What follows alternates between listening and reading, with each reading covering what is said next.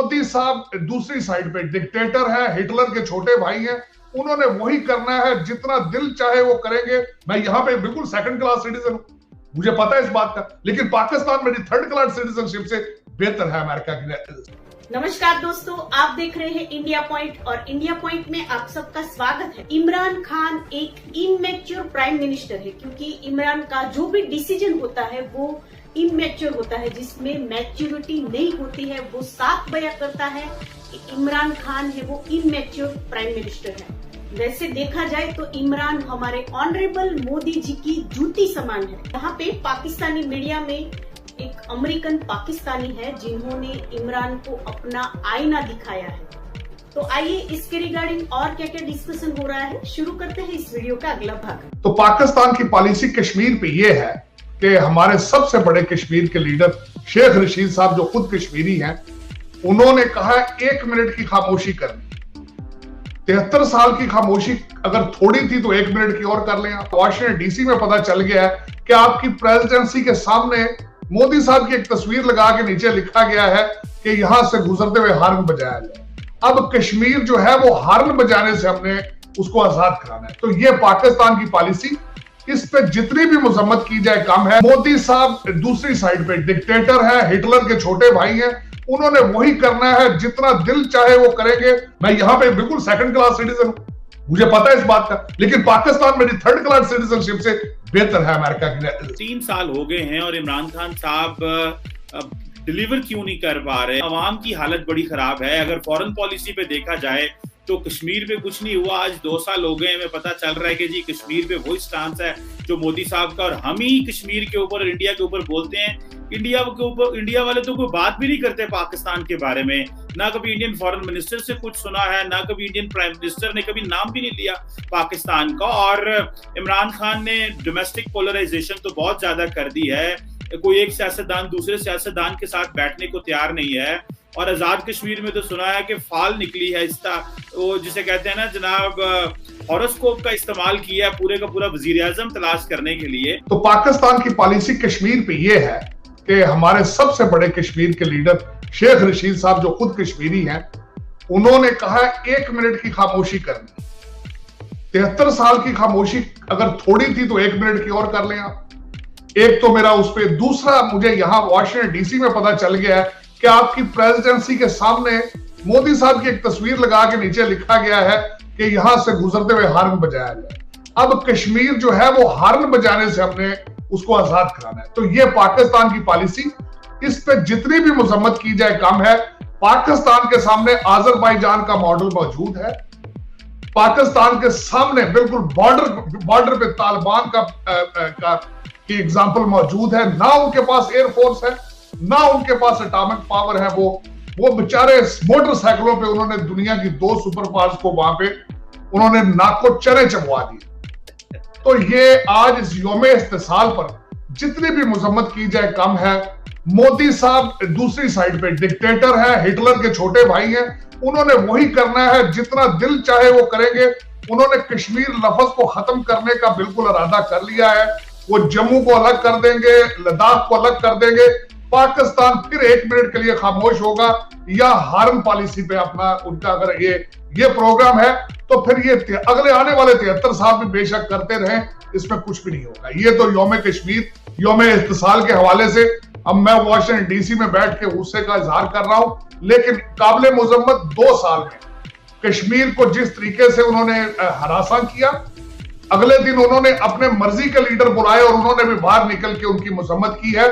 उनको चाहिए सोचें, ये सियासत नहीं है। उनके पास लाइसेंस जरूर है गुजरात से मुसलमानों को मारने का, लेकिन इसको सियासत नहीं कहा जाता कि वहां पे किसान भी बैठे हो मोर्चे लगा के। इतना पॉसिबल नहीं है कि आप अपने कंट्री को चोक कर सके। बहुत अरसा पहले मोदी साहब का एजेंडा, उनका कॉन्सेप्ट के हिंदुस्तान पर हिंदूज ओनली जब सुना था मैंने, तो मैंने कह दिया था कि ये is not only good for the world, India के खिलाफ। मैं इंडिया में, मेरे बड़े ट्रिप है, इंडिया की सबसे बड़ी खूबसूरती डाइवर्सिटी थी, सेकुलरिज्म था वहां पे।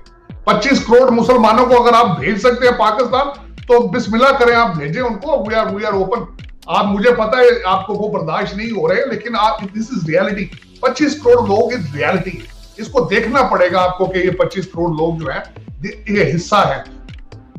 अगला पॉइंट उसमें ये था कि इन करप्शन के हालात में जितना पाकिस्तान नीचे जा चुका था, जितने डाके पड़ चुके थे, उसको दोबारा स्टार्ट लेना। खान साहब देख लें, एक भी नई जॉब क्रिएट नहीं कर पाए, हाउसिंग का अपना डिलीवर नहीं कर पाए। उसकी वजह यह थी कि खान साहब की इकोनॉमी के हालात इतने बुरे थे जब मैंने टोक ओवर उसको मेरा मकसद है अपना मैंडेट डिलीवर करने के लिए पैसा चाहिए था, वो कहां से लाते, वो कोशिश करते रहे, नहीं आ सका।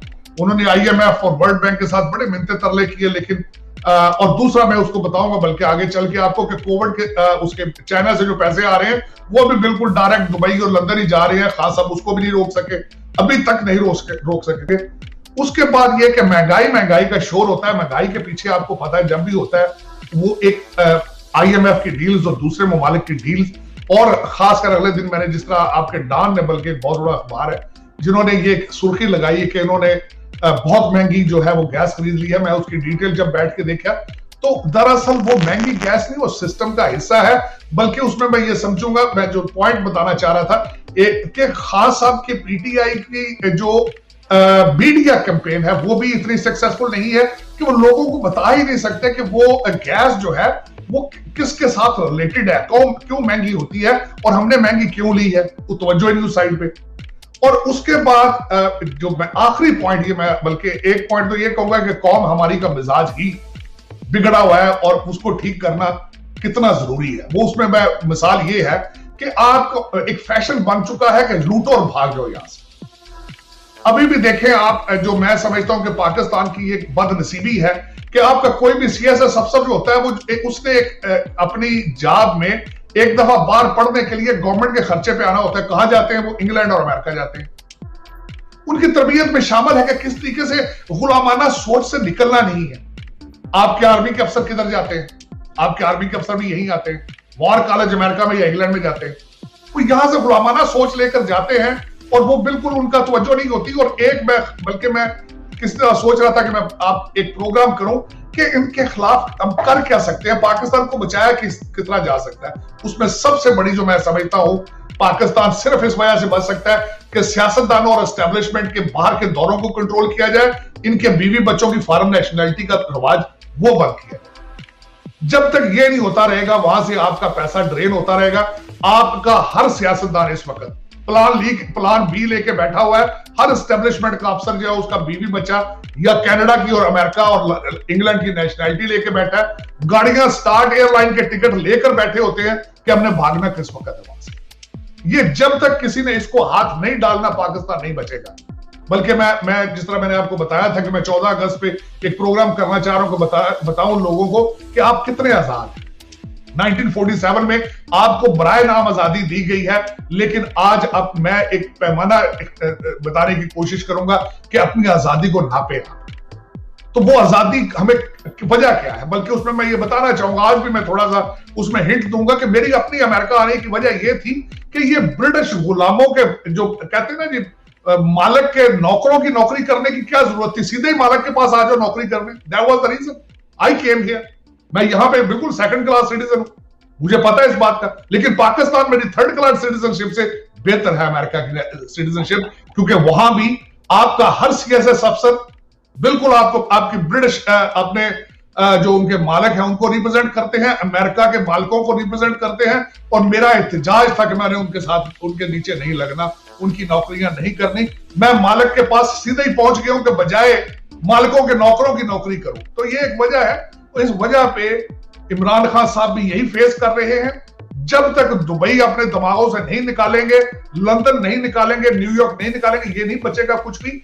बॉटम लाइन एक लफ्ज जो है वो बिल्कुल मैं हर किसी को बताऊंगा, वो है नेशनलिज्म, कौमियत का कॉन्सेप्ट। पाकिस्तान जब तक ये नहीं किसी अफसरों के कमरों में लगेगा, जब तक इनको ये नहीं बताया जाएगा कि पाकिस्तान को सर्व करना है या इन पे हुकूमत करनी है, इनको लूटना है। अच्छा, और अल्लाह के हुक्म से इमरान खान साहब के होते हुए जो पाकिस्तान में थोड़ा बहुत इंफ्रास्ट्रक्चर नवाज शरीफ ने बनाया था, मुझे तो लगता है वो भी टूट जाना। ये मैं रिसेंटली पिछले हफ्ते लाहौर गया था, सारी सड़कें GT रोड टूटा है। मैं क्या फायदा है, GT रोड है, मुल्क दी मेन शाहराह है। ग्रैंड ट्रंक रोड मुल्क का ये है कि आप 1 किलोमीटर नहीं चल सकते उस सड़क के ऊपर, तो पाकिस्तान का क्या होगा।